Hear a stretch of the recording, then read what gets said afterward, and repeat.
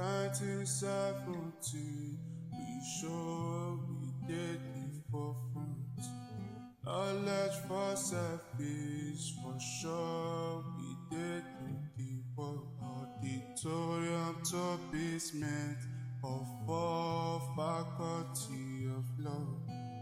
We did represent, stand tall anywhere we go. We work hard and we shine, commitment, dedication. Neurosurgery, comedy, music, Nollywood. SOTK, Dr. Call, MC Casino. We did represent, stand tall anywhere we go. Great UNIBEN, great UNIBEN, great UNIBEN, great UNIBEN. Hello, viewers. Welcome to another episode of the UNIBEN Alumni Series. I'm your host, Kevin Amokaro.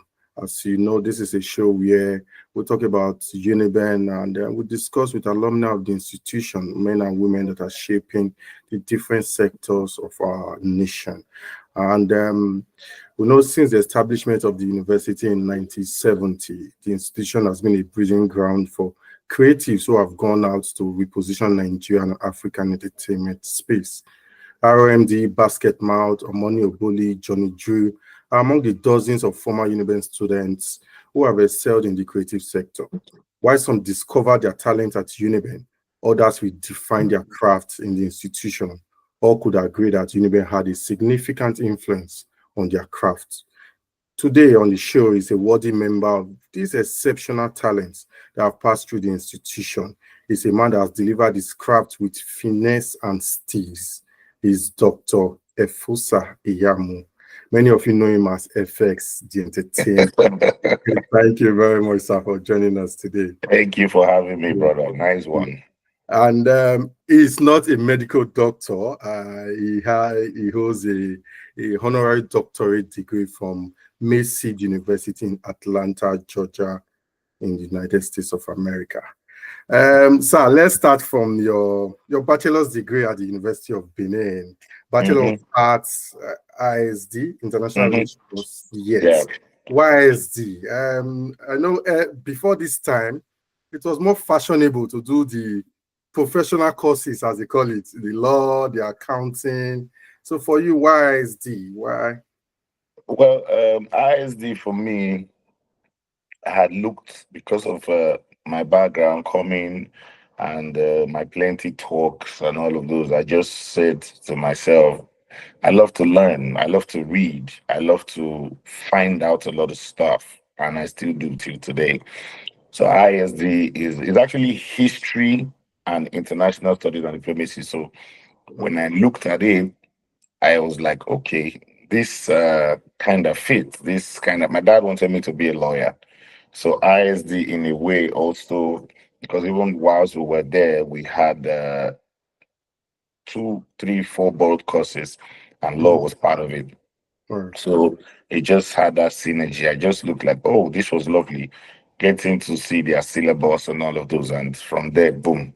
And I make bold to say that it was a very good choice because apart from my lecturers, most of them who I am close to and who took out their time to really give us those in-depth of the course, till date, I still enjoy every part of studying. I say that even getting one of my masters, I got it in peace studies and conflict resolution. So there's a balance in it as well. Yeah. Okay.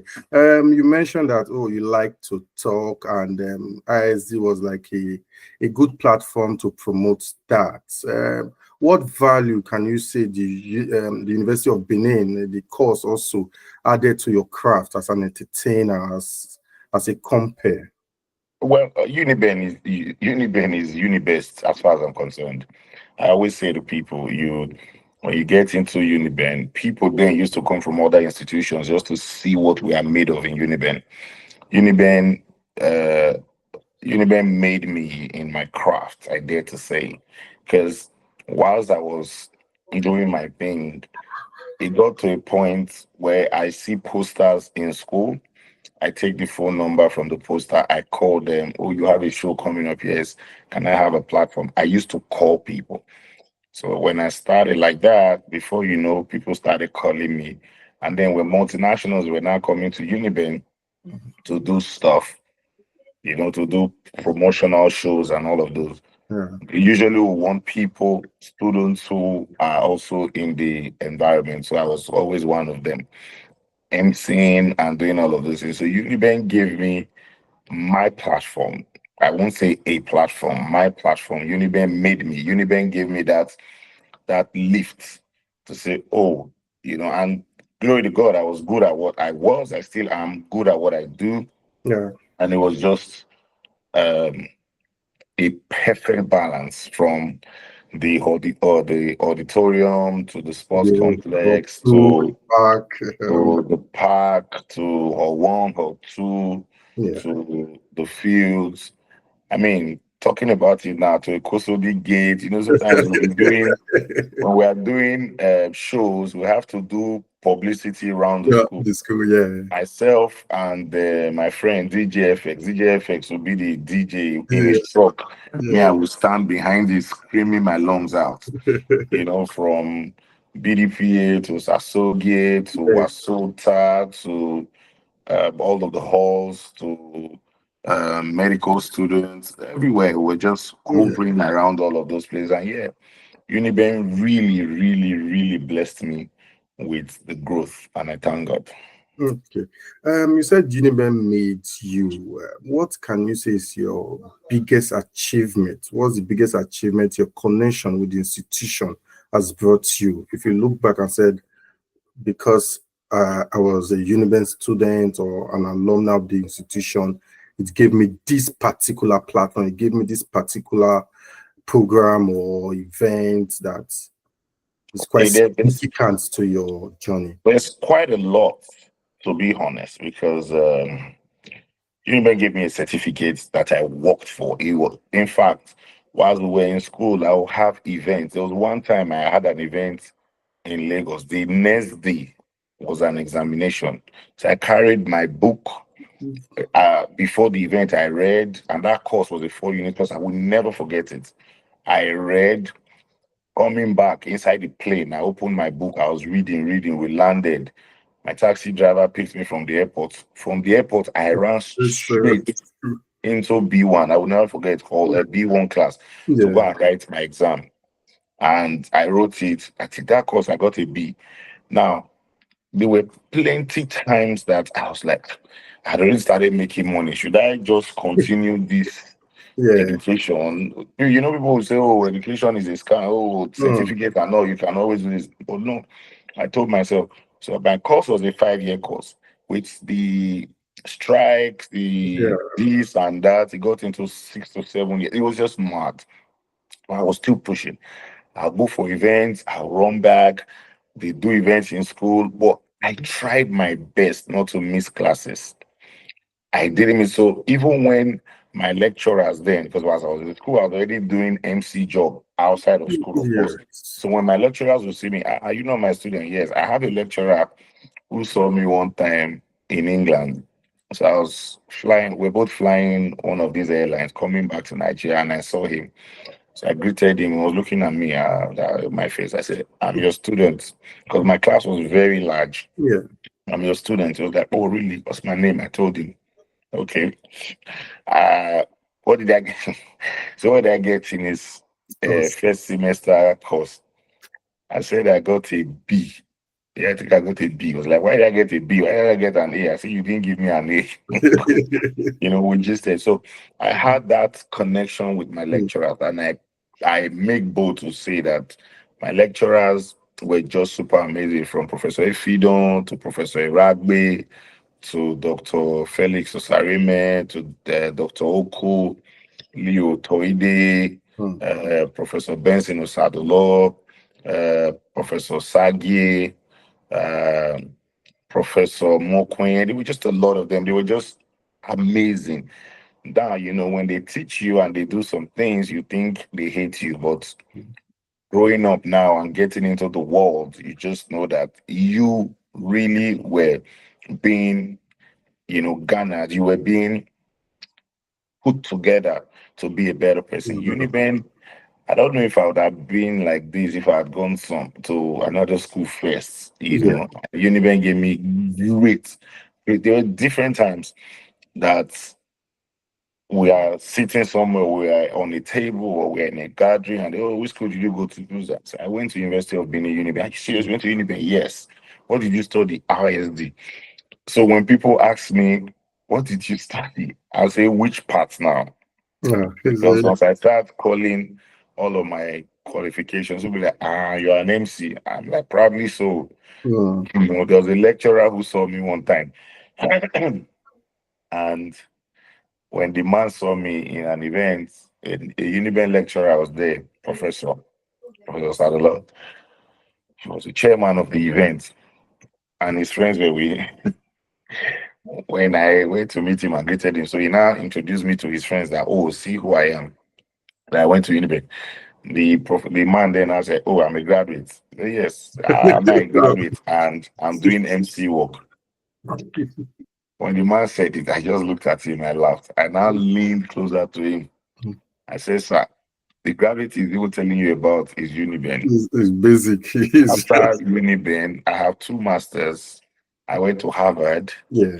And at that time, I wasn't even a doctor yet. I said I went to Harvard and I went to Metropolitan School of Business Management. I said, right now, as at that time, I had 5 degrees.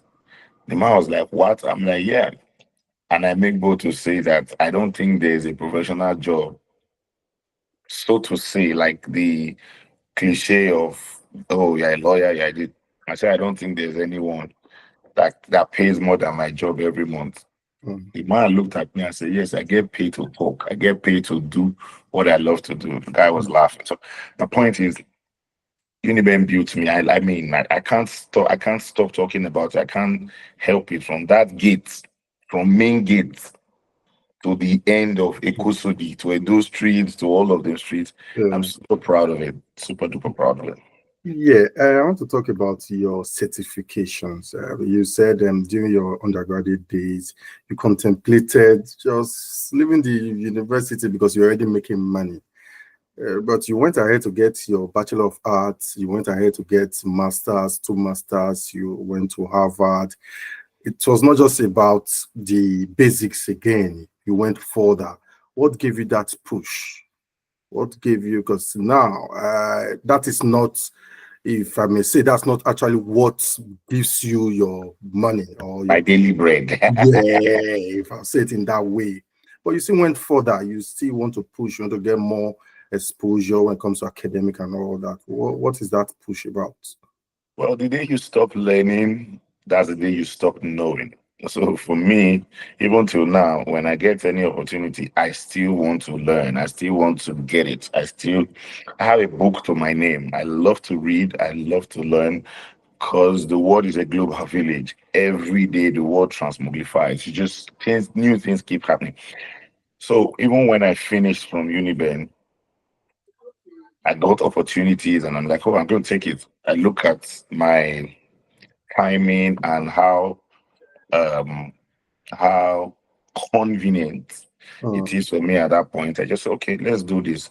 So I always tell people that I have never I can't I think the only time I had to submit my certificate was during when I got a political appointment and I need to do biometrics. So you need to bring all your certificates to do XYZ.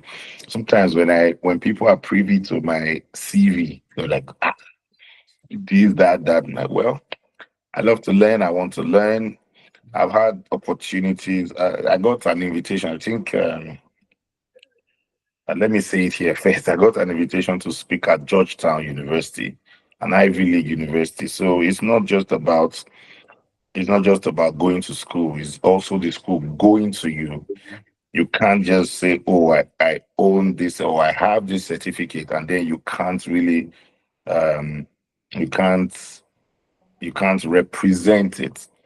So every day of my life, I want to learn. If I have the opportunity now again, I still want to go and get as much certification as I. It's not about to just keep it like that. It's because it helps me.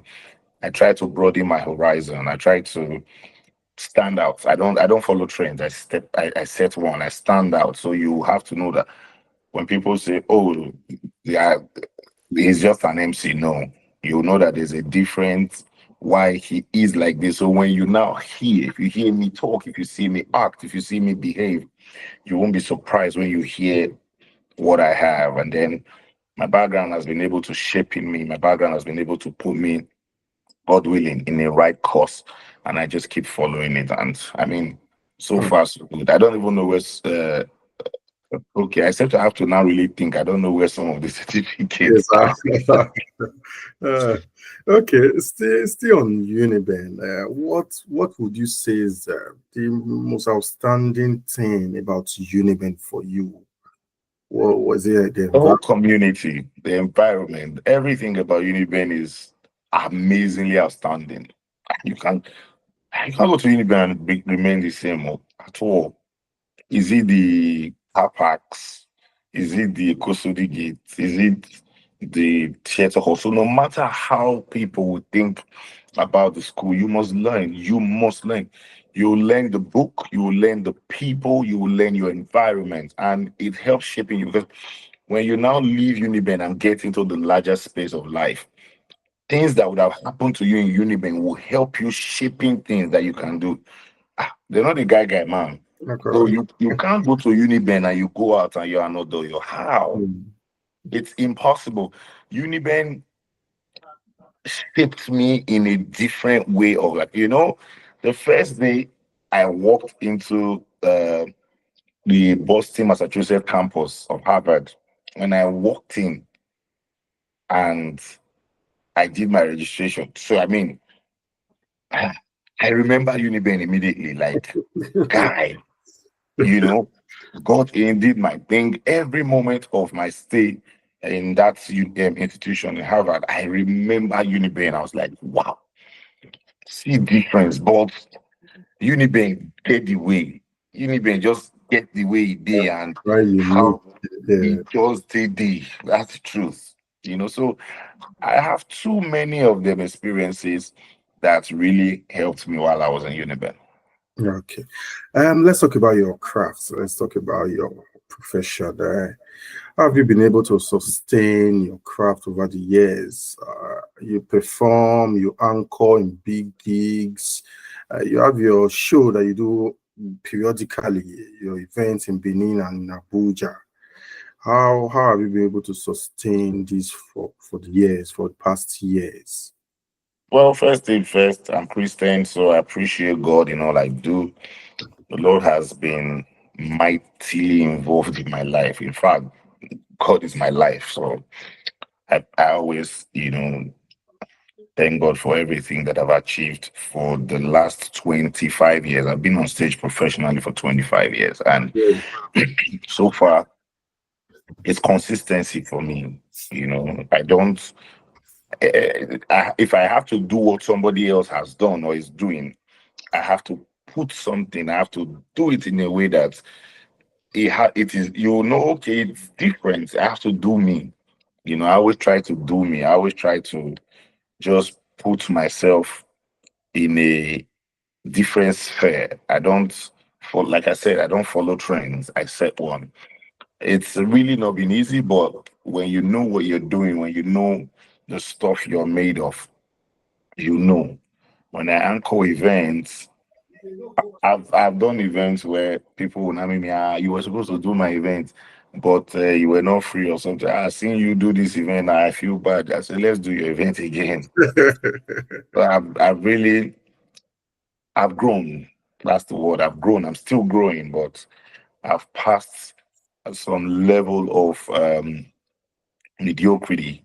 I've gone above a lot of these things, and then every day there's always a learning curve. There's always something that makes you know that, oh, I am not who I was yesterday. I'm not even who I was in the morning, in this industry. I learn every day. I try my best to be as humble as I can be. And the market, these people know what they want. Even if you charge 1 billion, they know what they want. If somebody comes and charge 1 naira, they know this is who I want. This is why I want this person. And so far, so good. I just keep growing and learning by the day. Okay. What would you say is the most fulfilling moment of your career? Which singular? I just need a singular event or scenario. So Oh, I've seen Comrade a number of times at events, our anchor events, Comrade Adam to Shomole. So on this day, in the year 2010, they had that event at King Square Ring Road. So on the 12th of November is usually inauguration of Edo. My birthday is 13th of November.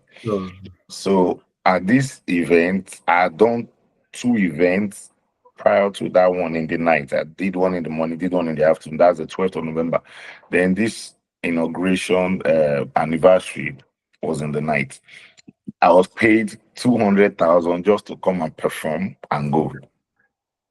So I got there. It was my turn to perform, and massive crowd. I mean, mammoth crowd, Ring Road to King Square, and it was always free a show. So plenty people.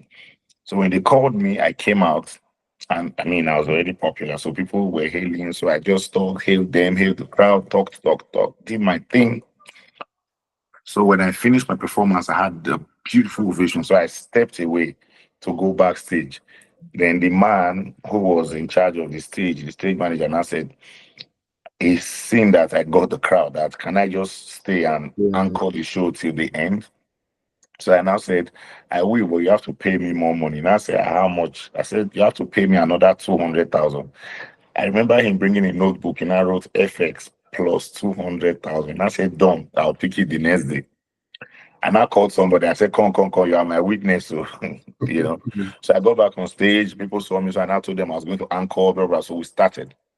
After at the almost before the end of the show, Comrade sent his ADC to come and collect my number. Got my number that he will call me the next day. So okay, so as I was anchoring, because it was a night, so it got into the next day, which is my birthday. And I said, ladies and gentlemen, Your Excellency, I don't work on my birthdays, but it's already my birthday. And so Comrade came on stage, held my hand, they sang a happy birthday song for me. Comrade, I said they collected my number right that they will call me. So the next day, Comrade, the ADC called me that Comrade wants to see me by 3 p.m. I went, we had lunch. As we were eating, Comrade was asking me, he didn't even know I was from Edo State. But I said, yeah, I'm Benin. We talked and talked and talked. Then Comrade asked me that very vital question to date that changed my life. Would you like to work with me? And I'm like, yeah, sure, why not? And I said, okay, that will get back to me. So I think the next week they called and it was 3 of us. So they gave me an appointment.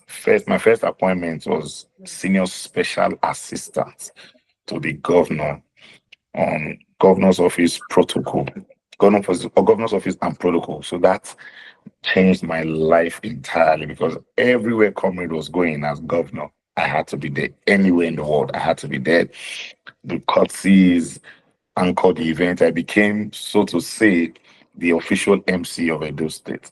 And from that time till date, even after that, from an SSA, I became an executive director. From that, I'd worked in various committees, did different projects and all of those. And that singular moment of handling the microphone at Ring Road on the 12th day of November 2010 shaped and changed the whole thing for me. Yeah, that's great to hear. And now you've talked about you entered into politics. You've talked about politics, how you've met the former governor who is now the senator representing Edo North. You served as chief protocol officer. You served as executive director in the government. Do we expect to see you getting more involved in politics going forward? Well, yes, I've always been working in the background. I didn't have to come. So even after being executive director in Edo State, I moved to the federal government and I became the chief protocol officer of the APC and the national chairman of the APC in Abuja. So I do a lot of things. I'm a member, I'm a card carrying and very devoted member of the APC from Oredo Ward 4 in Benin City, Edo State, in Nigeria. So I do stuff, I participate, I try to make my own voice heard. Uh-huh. I go back to my community every now and then, give back to my community from sinking boreholes to fixing of street lights to giving scholarships to also giving out some sort of financial help to women who do petty trading and even men as well. So far, that for me, I think politics has gone way different from just when you need them, you go back. No, I always go back to my community. I mean, that's where I grew up. That's where I still vote till date. I never changed my card. I still go back from living in GRA to Mission Road to go and vote. So yes, politics is part of me. I when I talk, I might not. I don't. I try not to criticize or be extreme. Some people are very fierce when it comes to politics. Whether you're in APC, Labour Party, PDP, or the now ADC, people will be, just fighting and bantering when you know the truth. When I see what is true, I just say this is it. This person is doing very well. This person is doing well, and then yes, it doesn't change me from being a member of the party, but then I still just stand for what is right and say this is it. I now people do things I might not agree with it, Mm. but if it was good for them and the way they do it, fine. But then I have people who are politicians that till date I don't think I'll talk to them. I don't like them. I'm a human being. It doesn't change anything. I don't like their ways. I don't like how they play their politics. They might not like me too. It's fine, but then I I do politics, yes, and I've been playing my politics Are from we the going back. to stay running for election?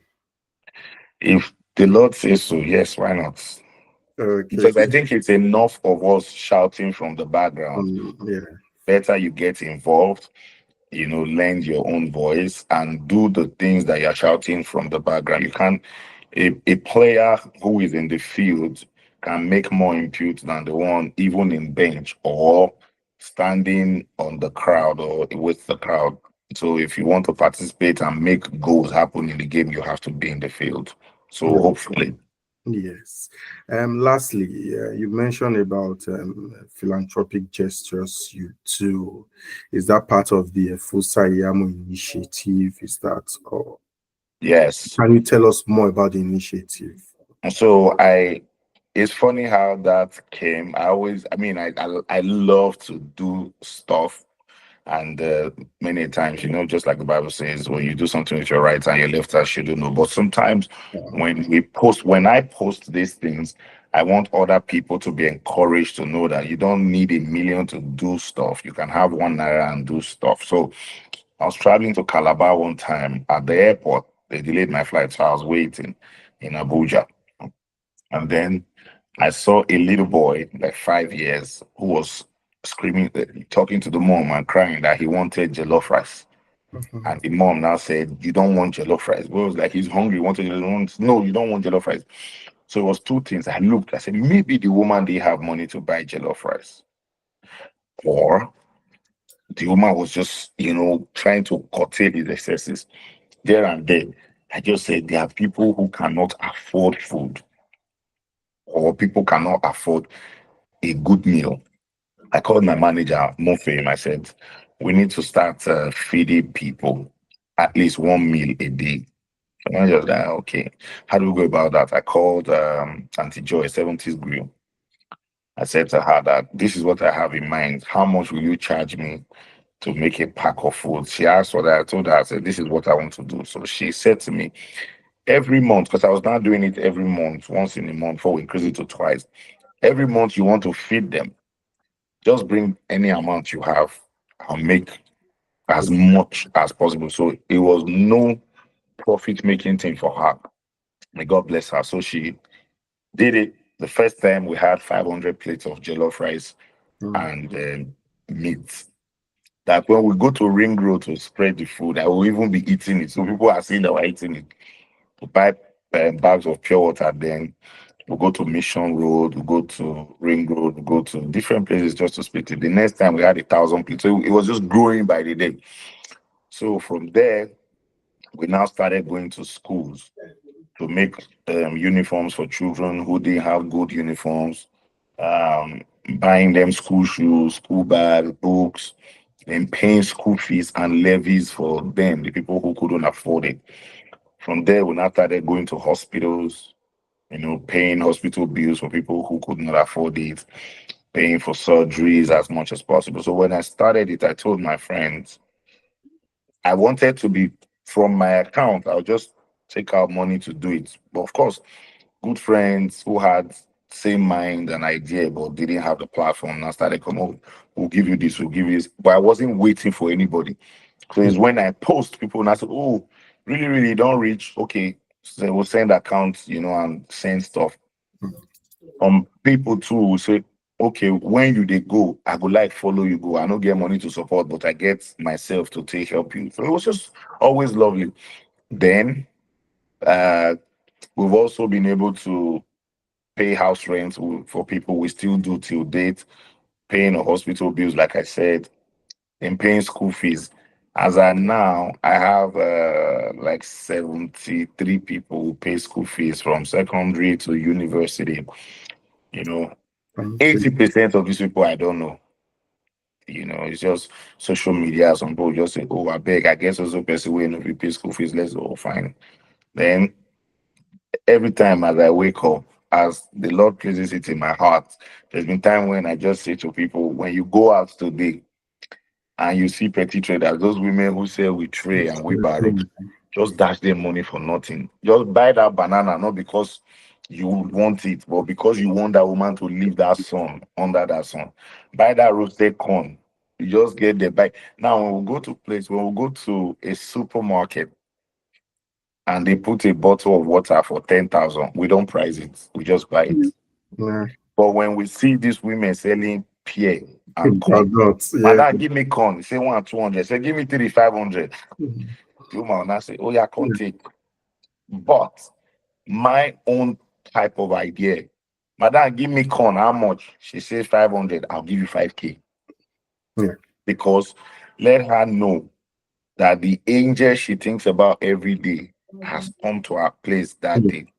I've also told people Uh, on my team and one time. if I may just come in here, in addition to that, these kind of traders, they sell just to feed, to They just don't sell to not buy not designer clothes, no, not for just profit, to get something just to to eat. yes. And mind you, they don't want to carry those wares back because it might now spoil. So they now Yeah, just want to to sell give it it off. out. Yes. And the feeding they're even selling to feed is just so that these children can eat. Can get Let something. them drink gari, let them make a and that okra soup without anything inside. But this money is just to quickly buy back gari that you used to make a bar. Yes, not Whereas to buy we're eating fried rice, we're contemplating whether to add salad mm, or more. this thing, or more or plantain Yeah. with side of turkey and chicken. These people don't have those leverage. So I always tell my friends, when you see a vulcanizer and he has helped you with your tire, don't even ask him how much. You already know that that thing is like 500. Just give him 5K, give him 10K if you can. Mm. Just bless him, because that might be the only time somebody would have blessed him in his entire life, and let it be you. So we've tried our best as much as possible to do plenty things. Some people don't even know whether their gate man has a family. Now, plenty times your children. I mean, I don't judge people, but this is how I live my life. That house, that maid or helping your children to get ready to go to school every day. Do you even know how our parents are doing? Oh, I pay her, yes, but sometimes you can never be too good to them. Oh, don't get me wrong, but sometimes that little gesture people just are driving past your street every day. You drive past that woman that has a kiosk every day. You go, come back, go. Not one time do you even just say hello, talk less of saying, let you buy 2 egg from her and dash her 50K. But sometimes we can just go out at a sitting. We have spent plenty of thousands of naira. Now, the way God blesses people is different. That is why when I go anywhere in the world, I try to help people. And God visits those places. See people who you helped when they pray to God. The blessings are coming from different places. And that's one of the things that has shaped my life so far.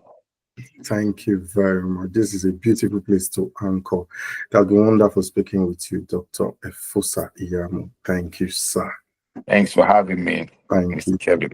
Yeah, I've been speaking with Dr. Efosa Iyamu, Efex the Entertainer. Continue to subscribe to our channel, bringing more exclusive interviews of UNIBEN alumni. Bye for now. 1972, we sure we did the forefront.